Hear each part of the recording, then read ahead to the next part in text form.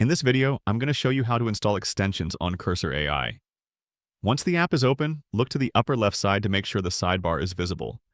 If the sidebar is hidden, you can toggle it on or off from the upper right corner using the three layout icons next to the settings icon.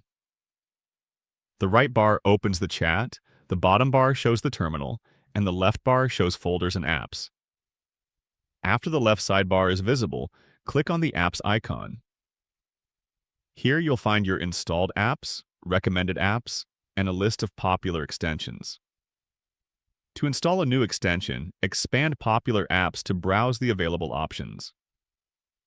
For example, if you want to install Python, click on it and then select Install. A prompt will appear asking you to trust the publisher and confirm the installation. Once you click Trust and Install, the extension will begin installing, and it usually takes just a few seconds. When it's finished, the extension will appear in your installed list. To manage it, click on the extension name. From there, you can view more details, adjust its settings, or uninstall it if needed.